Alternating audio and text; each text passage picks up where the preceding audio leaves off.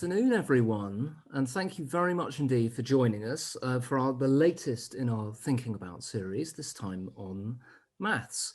I'm James Roslin-Smith. I teach in the maths department at Dulwich College, and it gives me a great deal of pleasure today to introduce Selvin Selbaraju. Selvin was a Dulwich student leaving in 2017. I had the pleasure of teaching Selvin A-level maths.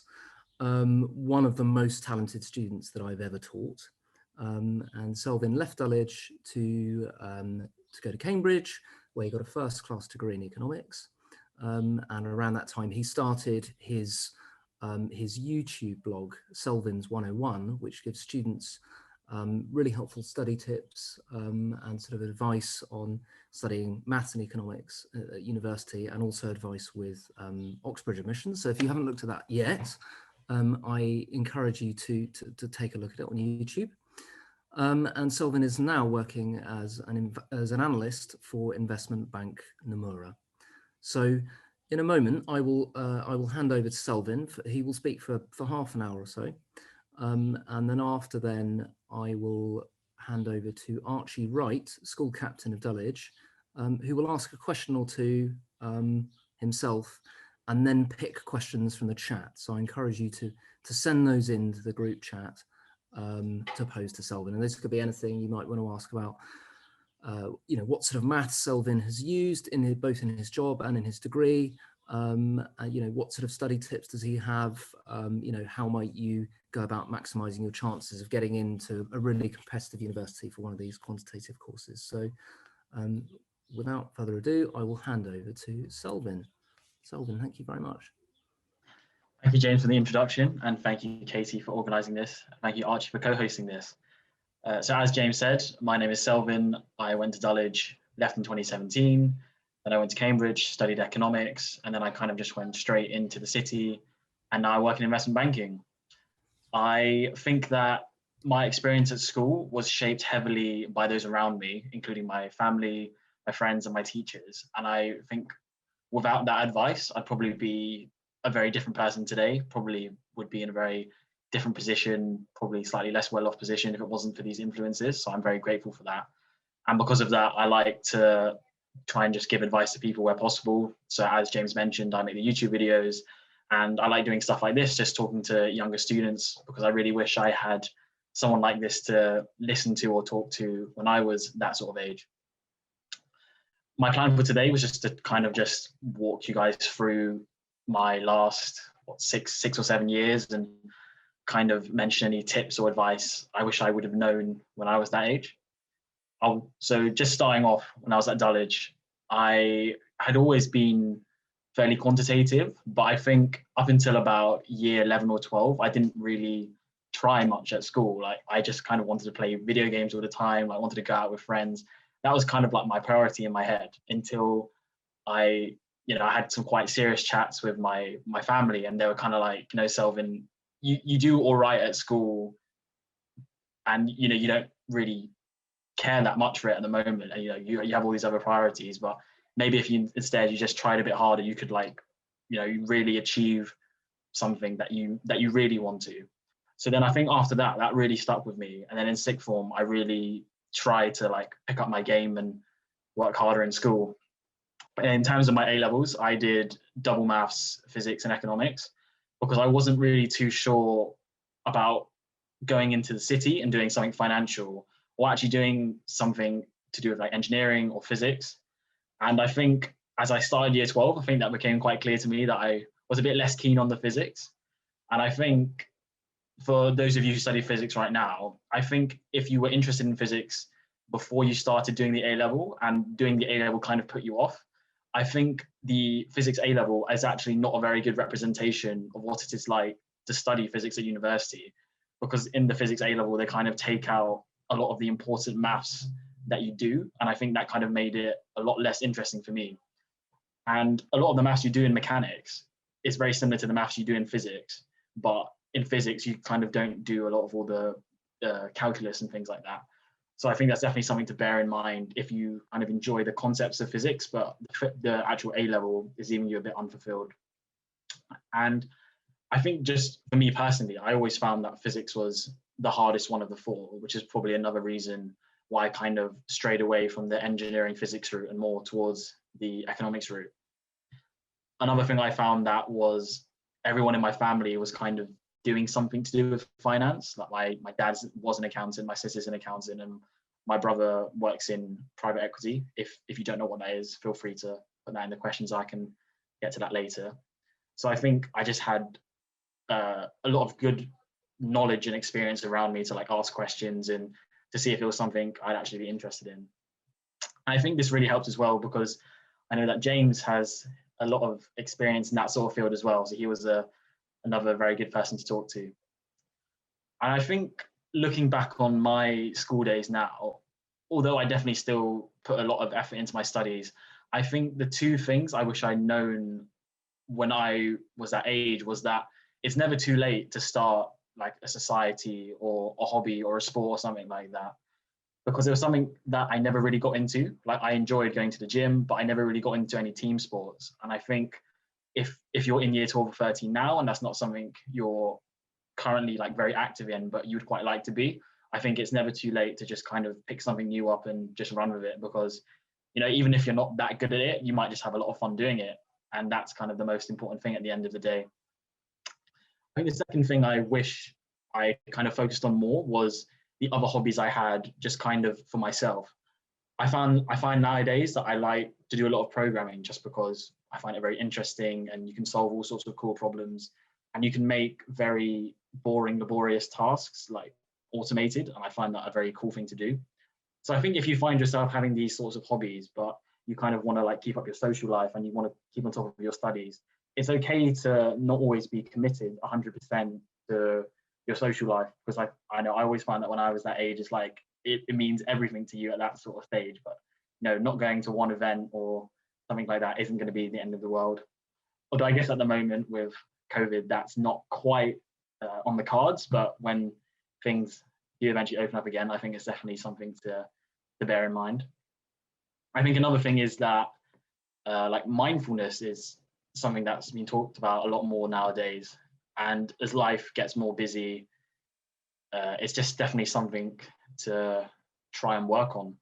I know that myself included, we always like to use our phones a lot. And, you know, we're walking down the street and we're using our phones and we're not really aware of what's going on around us. So I think that sort of thing is just really helpful and a good habit to get into when you're younger, because it's harder to get into that sort of thing when you're older and you're more busy and you feel as if you don't have time for that. But anyway, more towards like the academic sort of things. In year 13, I decided that I wanted to apply to Cambridge to do economics. A very common question I get on that is why Cambridge, not Oxford? And the simple answer is that I really like maths, like even just solving equations, I just found that fun. And the thing is that at Oxford, you always have to do economics and something else. So that could be politics, philosophy, and economics. That could be history and economics. That could be economics and management as well. And none of those really appealed to me. On the other hand, I knew that the Cambridge economics course was just pure economics and it was very mathematical. And that is the reason why I applied to Cambridge. Another common question I get is how do you actually pick a college when you want to go to Oxford or Cambridge? And the way that I would say is that a lot of people try to pick a college. They think that it's easier to get into because the chances are sometimes against them, which is very fair. But because of the system that they have, where you can get pulled from one college into a different one, it means that even if you apply to a super competitive college and don't get into that one, there is still a chance you would get into another college. So I think just apply to a college you actually like and then just hope for the best, because you can't really play this sort of numbers game that there seems to be. And when you're actually picking the college, I would recommend going to it in person if possible. I'm not sure if that's possible because of COVID, but ideally you would go to the college, just get a feel for it. And so I went to King's College, and the reason I picked that was because it's one of the big ones and it's well known for economics. For example, John Maynard Keynes went there. So it's got this big history of economics, which is why I decided to go there. But other people might prefer smaller colleges, or they may prefer something that's slightly away from the town centre. So it kind of just depends on what you like. And that's how I would pick the college, as opposed to picking it from an admissions perspective or picking it just from some sort of reputational perspective. And then in terms of the application process, for those of you who don't already know, you apply for UCAS I think the deadline's in October. And then after that, you have an admissions test in November. And for both Oxford and Cambridge, you have to do some sort of admissions test for most subjects. What I found is that the Oxford admissions tests have been in place for a lot longer. So Oxford put a lot of weight on these. So let's say 100 candidates apply to do economics. These are all just rough numbers. And then they get people to do the admissions test. They probably only interview, I don't know, like 20 of those 100 people. These are all rough, but I'm just trying to say that they filter out a lot of people from the admissions test process. However, with Cambridge, the admissions test was only in place in my year.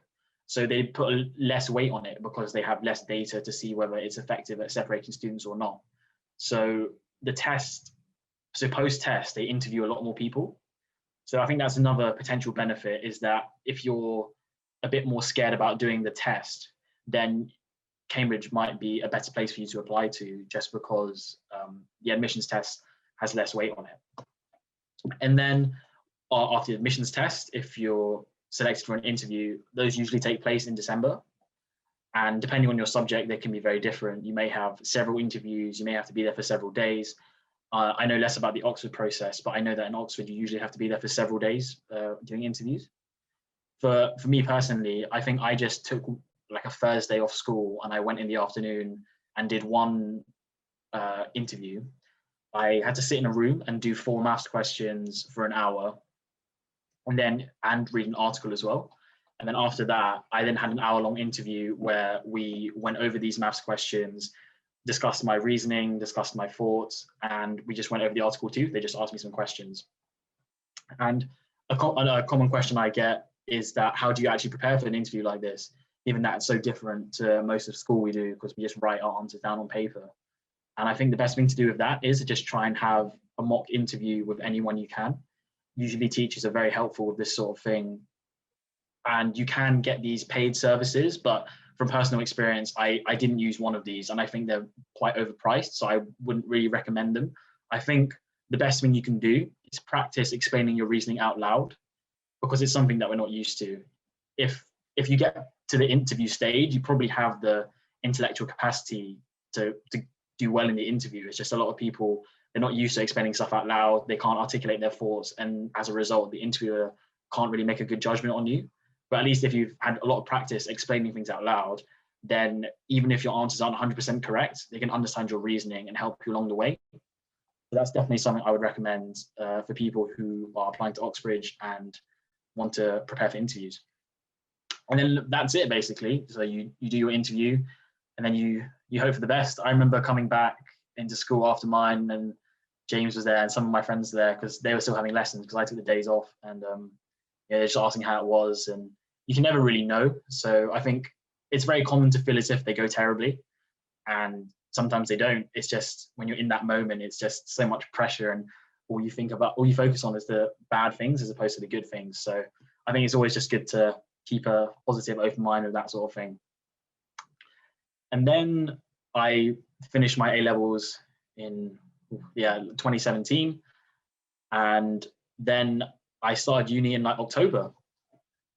So just kind of before I get onto the university portion, if anyone has any questions on school, now would be a good time to take one if there's any. But if there's not, no worries, I can just keep on talking. I don't know many to do with school. They're more like to do with applying to uni. So, and they might come after a while, but not at the moment. Okay, sure. I mean, if they're to do with applying to uni as well, happy to answer one of those as well. Okay, sure, yeah. So one from an anonymous attendee is saying, if you would like to do a less mathematical economics degree, would you do it, or would you apply to a different university that's not Cambridge? Yes, I mean, I think economics at A-level and economics at university are very different, in the sense that economics at A-level has very little maths. I think economics at most universities is going to be fairly mathematical, but I think Cambridge kind of throw an unnecessary amount of maths in your direction just to kind of hold up this academically rigorous degree. But I think depending on how mathematical you want to be, most other unis will probably accommodate like a reasonable level of maths. Because I find that the maths I did, it wasn't that complex. It was just kind of everything we did was to do with maths. And we just kind of solved equations and we did differentiation and things like that. So it's not something that's that foreign to people who did maths at A level. So I think that if you did maths at A level, you should be fine applying to most economics courses. If you specifically don't want to do too much maths, then I probably wouldn't recommend Cambridge. But besides that, I think that's fine.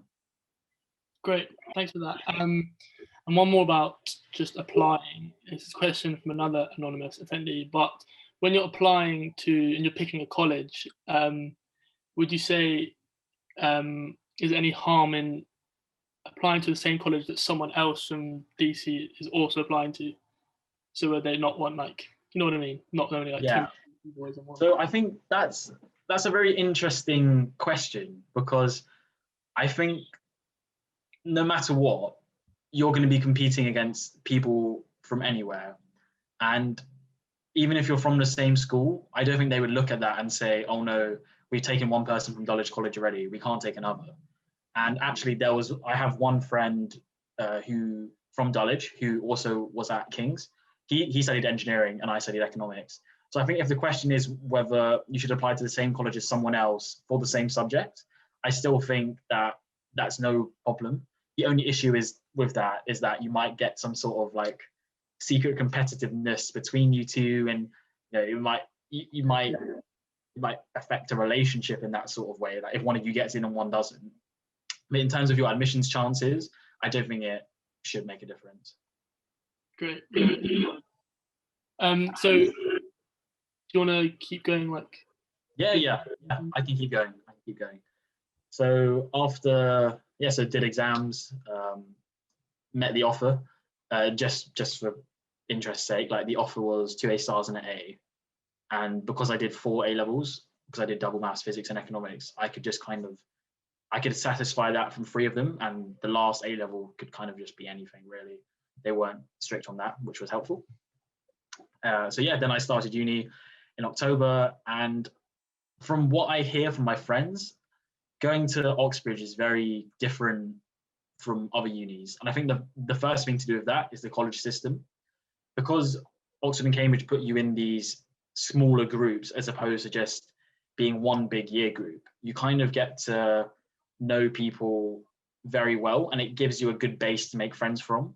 Otherwise, I can imagine that in a bigger university, there's many people and you kind of naturally socialize with people in your accommodation. But besides that, it's quite hard to meet people outside of that.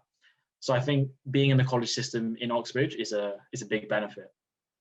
And one thing I was surprised about was the amount of work that there is. I think a lot of people like to talk about how much work they did at university and like how much work there was to do at Oxbridge. And I kind of thought that it wouldn't be great, but I didn't really realize how bad it would be. So just to kind of put that into context, I probably worked most days, and you'd have maybe 2 to 4 hours of lectures a day. And then you would, have lunch, and then you'd do some work until the evening. And then I think I would usually try and stop by the evening, and then, speak with friends, like go out, go clubbing or whatever. But I think I don't want to come across and sound like very snobbish about my university, but just based off a lot of other conversations I've had with friends, I think it's a lot more work at Oxbridge in comparison to other places. And if you think that you don't want to do that and you want to have a better work-life balance at university, then that's definitely something to consider when applying. Although, like, having said that, I did still find time to do some societies. Like did quite a lot of gymnastics, and I still like to go to the gym a lot, and I still manage to do stuff with friends. So there is still time to do that stuff, but you do a lot more work than your friends at other universities might be doing. So that's definitely something to consider. And I think one other benefit in particular for Cambridge is that because the city is so small, you can kind of walk to everything.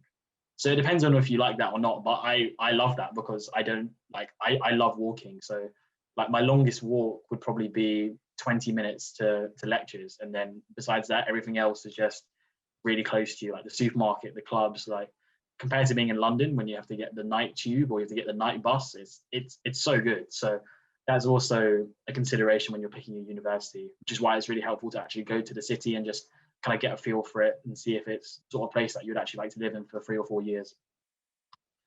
And then in terms of studying at Cambridge, the actual workload basically came from the fact that we had, I think, 24 deadlines a term.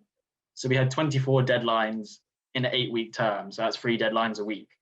And it was it's pretty intense, but it's still a lot of fun. So don't if you're willing to put some work in, definitely don't let that put you off. And I think another thing is that living away from home is actually a big deal that not that many people talk about when they explain about going to uni. But for me, I definitely found that I've always been quite an independent person. Like I like cooking for myself. I like doing my own chores at home, like doing the laundry and whatever. So I didn't mind too much. But I know that a lot of people weren't really used to doing that sort of thing. And they find it very hard to adjust. So just for no matter where you go and study, I think great things to learn before you go are like how to actually cook simple meals which are fairly good for you, and just also get an understanding of chores and getting used to washing up, because I've seen some friends they leave all their cutlery and their plates in their room for a while and then it doesn't it ends up bad. So it's definitely a good habit to get into the earlier you are. I'm probably going to sound like your parents now, but I'm literally only 5 years older than you guys. So that's definitely something to consider. And then I just had my first year at uni, and then again I had exams at the end of the year. I think one good thing for me is that I don't know how this is for other courses at Oxbridge, but my exams in my first and second year don't really count for anything. They only count in the context of maybe applying for internships and stuff like that. So at least it doesn't count towards your final grade. I did my first year, and I think one thing to be wary of is that if you are interested in going down the finance route, the earlier you can get your foot in the door, the better. So these companies usually offer all sorts of schemes, even for when you're in your first year. They have these things called spring weeks, and usually the places for these fill up so quickly. So the earlier you apply to them, the better, because even though they say the deadline's in December, they might have basically filled all of their spots by October, November. So you kind of want to apply for these things as soon as they open. So that was my first year. And then second year was just more of the same. But because I wanted to go into the city, the big thing in second year is getting something called a summer internship, where you essentially spend 10 weeks working in a team or several teams in a bank. And then if you perform well in this internship, it can lead to a full-time role post-graduation. And a lot of people want these things because it just then means that in your final year, you don't actually have to worry about a job, which is great.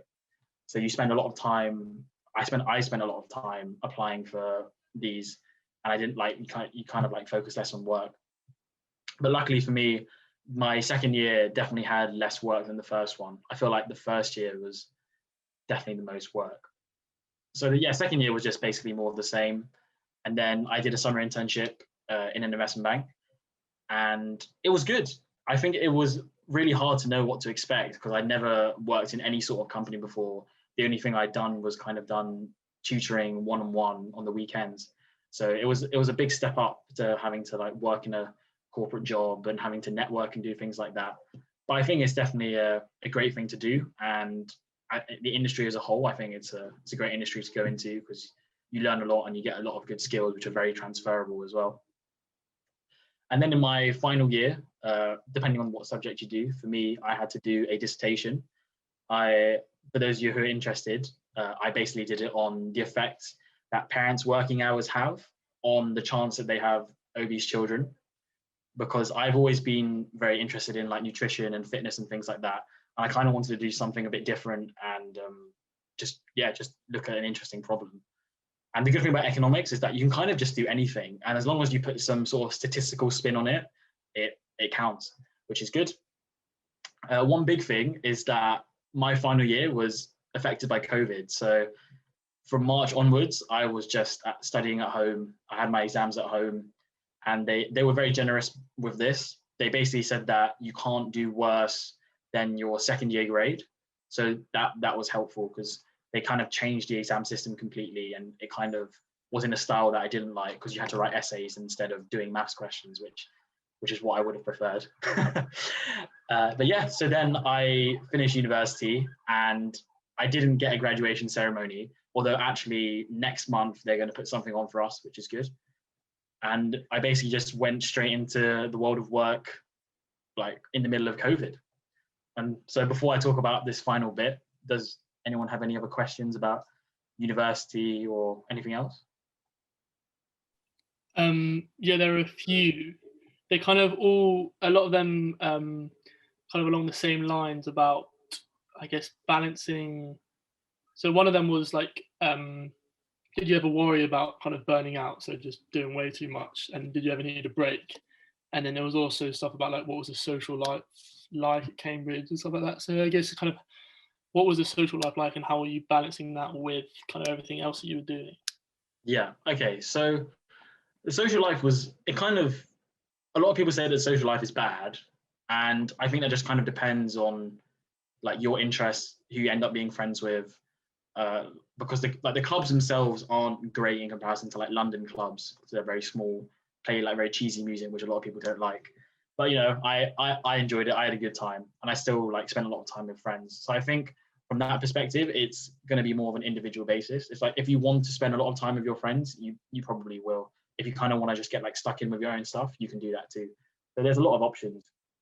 In terms of balancing it out, I think one slightly bad bit of advice I'm going to give is that at the end of the day, a deadline is just a piece of work that doesn't even go towards your final grade.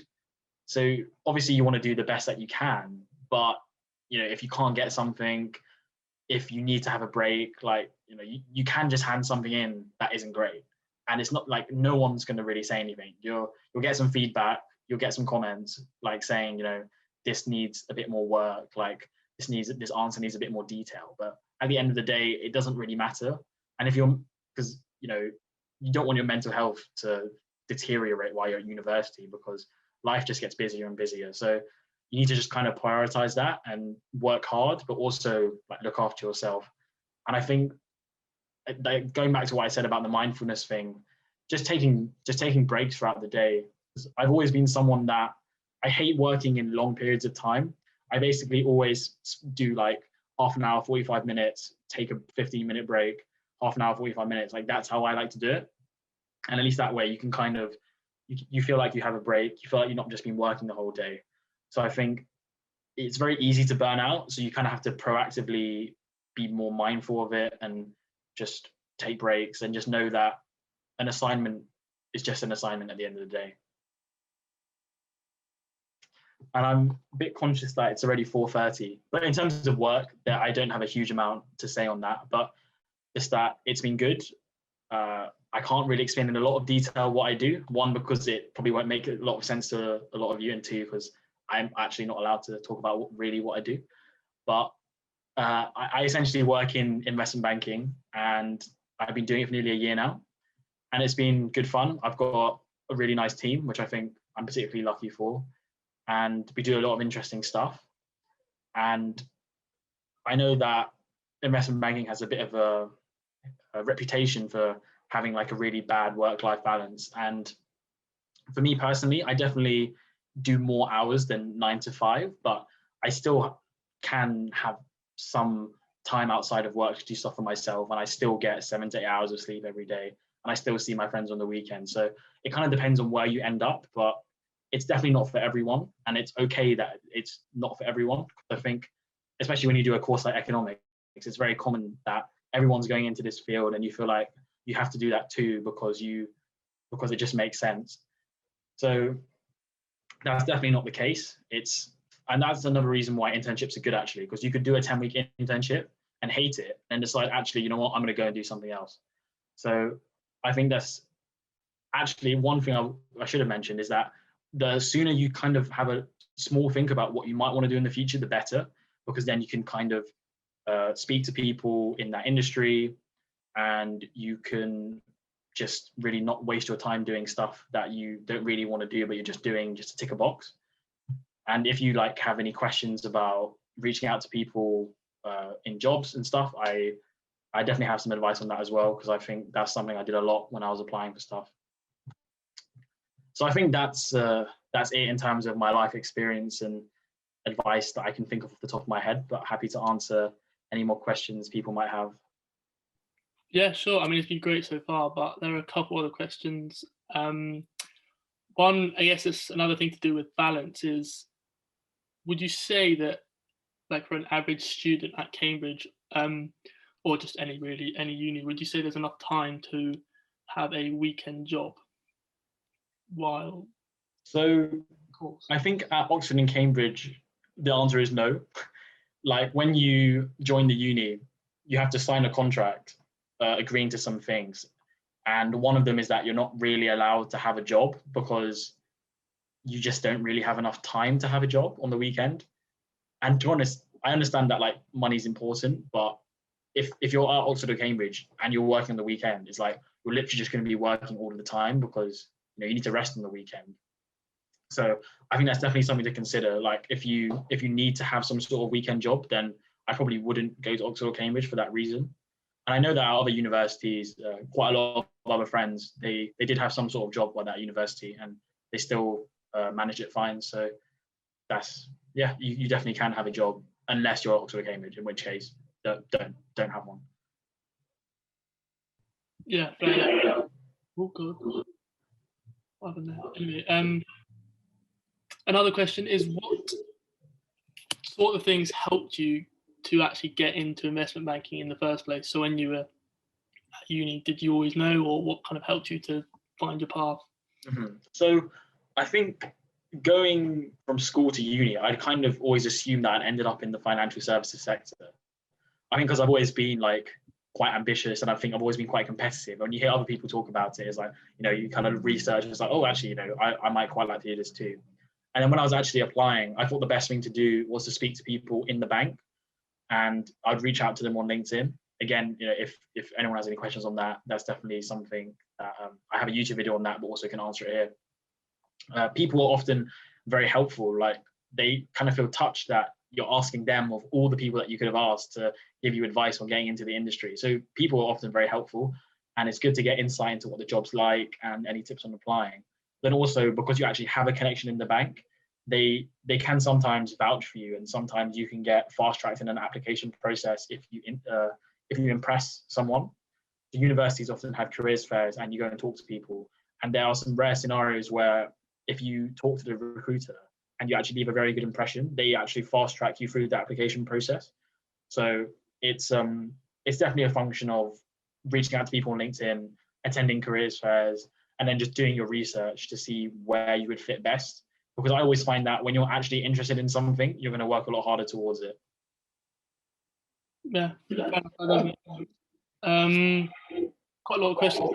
If I get some, does someone else want to speak? Because I feel like I'm causing some horrible. I know. Okay, it's fine. So when you did your summer internship, what were the hours like that? Was that similar to your uni, or was it a bit more, a bit less? What was it like? So I mean, the thing about uni is that you can kind of do work whenever you want, right? Because you go to lectures, but then besides that, everything else is for yourself to schedule around. Whereas when you work in a job, obviously, I was in at 8 and it would work till like 8, let's say. So you work in those 12 hours and like that's it. So like I've actually been talking about this a lot actually, because a lot of my friends are doing their 4th year at uni, whereas I've been working for a year, and they're kind of a bit nervous to go into work because it's a very different type of lifestyle. It's like on the one hand, being a university student, you get a lot more flexibility in your scheduling and when you do things, and you can kind of do work in your own time. But at the same time, when you're working, it's like once you're done with work, you're done. You don't need to worry about any assignments you have to do. You don't have to worry about your exams. You don't have to worry about like, do I know enough content? You don't have to worry about like kind of feeling a bit stupid for not understanding stuff. So it's like they both definitely have their pros and cons. So I would say working is very different from being a student. Great. There's one of my questions and one that was on here kind of interlinked. So obviously Oxbridge is competitive, and the kind of stuff that you're doing, like, so if you're applying like next year for people in year 12, or if you're in year 13 taking a gap year, whatever, what you're doing now, I guess, really does help in the sense that you're getting started early. So what kind of things did you write about in your personal statement, which obviously Oxbridge look at a lot, and then what other tips do you have for people who are applying, like small quick things that you can do now just to kind of help yourself when you're actually applying? So to be honest, my personal statement, they may have looked at it, but from my experience, I don't think, for my college at least, they didn't really look at that. They kind of looked at the grades, looked at the admissions test score, and then judged my interview. And then I think they kind of made a judgment on that. I don't want to say that Oxbridge don't look at your personal statement, but just from my experience, they didn't look at it much. But that's not to say that you shouldn't care about your personal statement, because it's still important for your other unis, etc. In terms of things you can do, so is this things you can do for uni in general, or are we talking about things to do like specifically for an Oxbridge admission? Probably say for Oxbridge, yeah. Okay, so I think what I was saying about practicing explaining your reasoning out loud, like even just talking to teachers about it, like depending on what subject you're doing, but just kind of talking about those academic topics like outside of class, or maybe even to your like parents or your brother and sister or things like that. Just kind of getting used to explaining your reasoning out loud is really important. But then besides that, I can't really think about what else I could have done to help with my application, because, sorry, actually, you could prepare for the admissions test as well. That's the other thing. But I personally didn't do that because they were less of a thing for me. But if you have some time and that's something you really want to do, then definitely go for it. Okay. For the admission test though, like, wow, people, I guess, don't really know too much about them, because I know it's a different kind of test. It's not really like A levels. So where would you kind of get that help from? Like, how do you know where to go? Yeah, so unfortunately, they designed these tests so that they're hard to kind of be taught them, because the idea is that they're kind of a test of natural intelligence. So they want you to be able to do them, not really with doing much preparation, but just be able to do well just by doing them once. Obviously, everyone's going to prepare because you want to do well in the test. But the best thing you could probably do is just do past papers and just get a feel for the questions. Depending on what subject you're applying for, the actual tests are going to be quite different. And I know that for economics, I think someone told me that now it's just maths questions, and it's maths that you would have done at A level. So if you can, you can just go over that sort of content, like calculus, solving equations, like graph sketching, things like that. If you're sharp on those things, you should probably have a fairly good chance.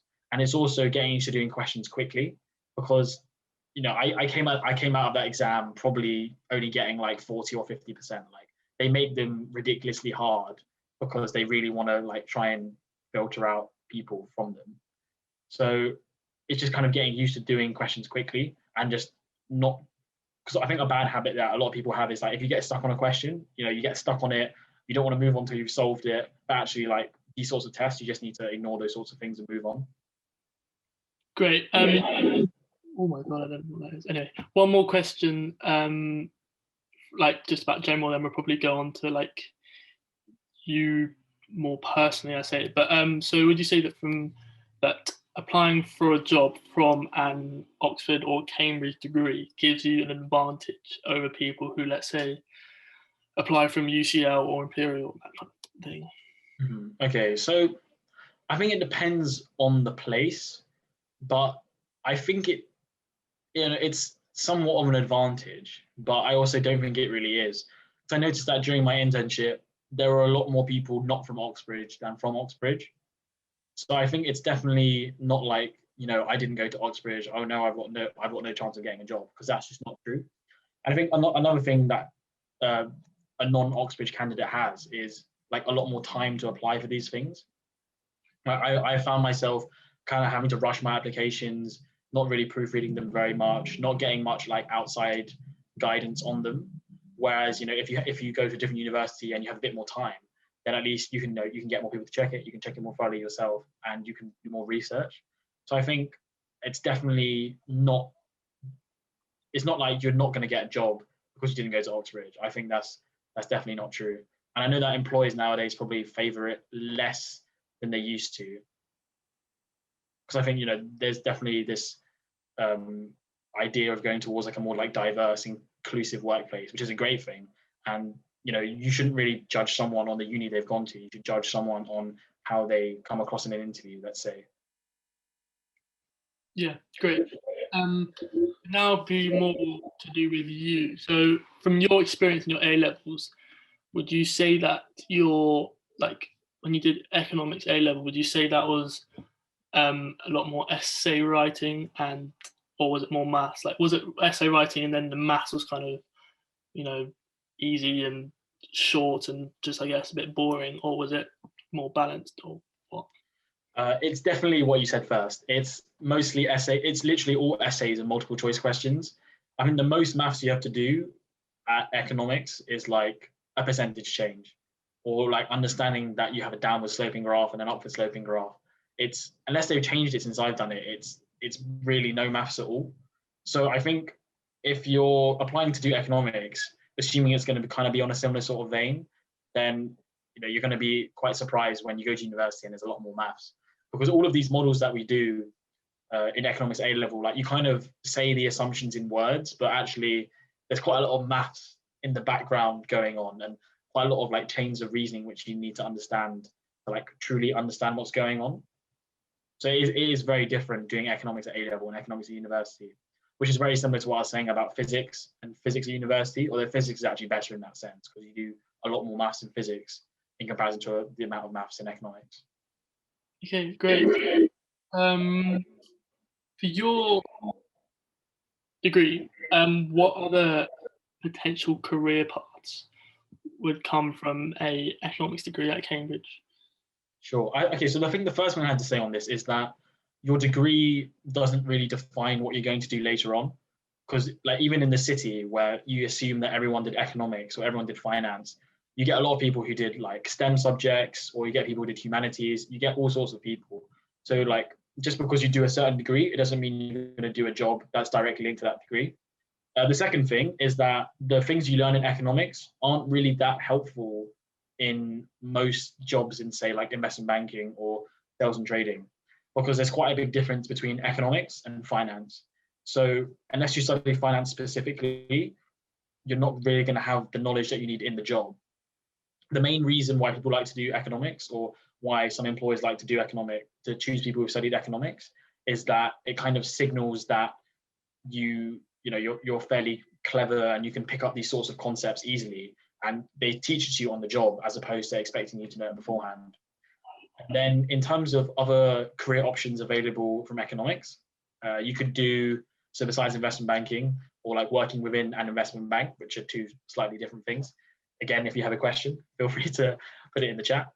But you can do things like consultancy, you can do things like accountancy, you could do things like data science, you could do like economic, like you could directly be an economist and try to forecast things or work in policy. And to be honest, like you could probably do most jobs that don't require you to have a large skill set from beforehand. Obviously, you can't do economics and then become a doctor, or you can't like do economics and become a lawyer. But you could probably do most jobs that require some sort of quantitative background, unless you need to have like a high level of science or things like that to do them. Great. I know with these questions we're kind of going back and forth, but I think that's fine. Yeah. With work experience and connections, I know that they're quite important nowadays. But how would you say is the best way to get into contact with people about jobs and areas that you're interested in to get the kind of work experience that you may need in the future? Yeah, so the big issue is that I think it's slightly different now in comparison to before, but because we need things to be fairer, like we don't want it that this guy's dad works in this company, so this person just got a job there. So what you need to do is that normally for most jobs, you need to get that job through their formal application process. So you'd apply, submit a CV, do any sort of online tests, get interviewed, and eventually get a job. So what I recommend is you go on LinkedIn and you find someone who went to your school or your university and are in the industry that you're interested in. So you can filter the search bar, and then you get a list of people, and then you basically just, what I did was I made a template like, hi John, and then I have a message, and then I just copy and paste it and send it to loads of different people in that industry who went to my school, who went to my school or university, and then just send them a message on LinkedIn and like ask to connect. And the way that's good is that by sending a message with your request, like, people are going to get an idea of who you actually are and why you want to connect. And people, like, in general, actually love giving advice because, one, it helps with their ego, and two, because they just like to they like to help people as well. So it's a good thing to do, and it's actually, you get a lot more responses than you would expect, because the worst thing that can happen is that the person you send a message to doesn't reply. But then the best thing that could happen is that the person you send a message to, they want to have a call with you, you get on really well, and then like they recommend you as part of the application process. And so like having these recommendations is helpful, especially because they're not going to be like directly tied to you as opposed to like a family member or something like that. Another good thing by reaching out to these people is that you actually get an insight into what the job actually like entails and what sort of things you'd actually be doing. Because when you hear about a job title, it's often very hard to know what you're actually going to be doing. So it can help you actually understand whether you might like to do that or not. So in terms of reaching out to people, I'd just say go on LinkedIn, look at people who went to your school or university, and then just send them a message. The worst that can happen is you get no response. Great. No, that is actually really useful. One that I had down, and it was actually on here as well, is well, mine was, what was the kind of best way to balance academic side with kind of sports or co-curricular activities that you kind of, I guess, school and uni probably put them together, and then also kind of personally awarded that. What actually did you do in your free time at uni, whether that was sports, societies, music, whatever? Yeah. So in terms of how to balance it, I would say that you almost have to try and treat your co-curricular activities as important as your academic work. Because at the end of the day, it's always easy to say, I don't have enough time to do my sport. But you do have some time to do something. Like, I don't believe that that you could have no time to do anything that isn't work. I think if that's the case, then you need to like talk to whoever's setting your deadline and say, like, all my life is just working. Like, this isn't, I can't keep going like this. Like, something has to change. So in terms of like balancing it out, I think you just got to try and see what works for you. Personally, what I did was I'm quite an early, like, well, I kind of more now so than before, but I've always kind of been someone who works better early on in the day. As the day goes on, I lose the ability to like do academic stuff well. So that's why I would always try and wake up fairly early, do my work throughout the day. And by the time I get to the evening, I can do whatever I want. Like, I kind of have the idea that I'll prioritize the work up to a certain point, but then I'll then try and prioritize my like own activities that aren't to do with work. So in terms of what I did at school, as I said, I didn't do that many co-curricular activities. Like, I went to the gym quite a lot. I didn't really get into many sports. So I think that's definitely something I wish I'd gotten to more. And then at university, I did quite a lot of gymnastics. So like things like, I don't know if you've seen the Olympics, but I like to do stuff on the rings quite a lot. And then, yeah, I mean, besides that kind of kept me busy. But I also wanted to learn Japanese. So in my second year, I took some like evening classes, like twice a week, learning Japanese, which was really good fun. And then just besides that, just kind of like hanging out with friends and learning how to program just also something that I've been quite into. So yeah, just a wide variety of things. Great. No, that's actually sounds really good. One more question on here. You said at the very start, I think it was your brother who was in, I want to say private equity, was it? Was your brother? Yeah, that was my brother. Yeah. What actually is that? So private private equity is where investors, they pool their money together, and you have a company that then uses these funds to invest in privately owned companies. So not companies that are listed on the stock exchange, but companies that are just owned by other companies or individuals. And what they usually do is they buy these companies, they try and like change up the management, change up the strategy, try and improve the company and like make it earn more money. And then they aim to sell it in the future for more than what they bought it for. And by doing that, they gain between the difference between what they bought it at and what they sold it at. And then the actual private equity company keeps some of these returns, and then they also have to distribute most of them to the investors. So it's basically funds are pulled together, they're invested in private companies, the companies are then kind of improved, and then they're sold again, and then that's how they make money. Great. Right, I see. And I didn't know what it was either. So, I mean, I didn't either until like very recently. One question that's just come in was, who taught you the skills that you need to work at your, it says firm, but I guess bank? Yeah. So just people in the team, really. Just like other team members, if I didn't know something, they're very happy to answer. That was it. Like none of my uni stuff was really relevant to what I do now. I see. Yeah, fair enough. One from me is, I know me included and a lot of my friends, a lot of people I speak to, kind of deciding whether to take a gap year or not, whether to apply this year. So obviously you didn't, but like what made you come to that decision, and what would you say was like the pros and cons? So to be honest, I think when I was in school, I didn't really feel as if I needed a gap year for any reason. I couldn't really imagine how it would have really benefited me personally. Like I like studying. I didn't really feel burned out from A levels. I was happy to keep going. So I just thought, I'm happy to just keep studying really. I think another thing is like financially, I'm not sure how viable it would have been for me because I didn't have that much money to just spend and like go travel or to do something like that. So then it would have had to involve doing work anyway. So I thought instead of working for a year now and then going to university and then working, I thought I might as well just work, go to university now and then go straight into work. And if for some reason later down the line, I feel as if like I really need to take a break from working and things like that, at least then I'll have the funds to fund whatever I want to do in that time. Because like personally, I've always been quite into like saving and investing my money in things because it makes like a big difference in the long run. So it just wasn't an option I really considered, and probably not the right option for me.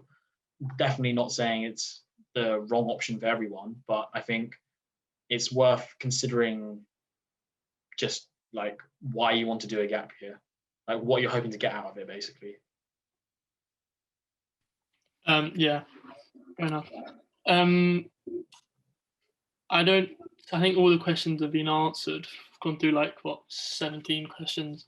So unless you have anything else to say, I think we'll be finished. Yeah, Miss Bratt is saying no. So yeah. No, all good from my side. If anyone has any more questions, feel free to email me.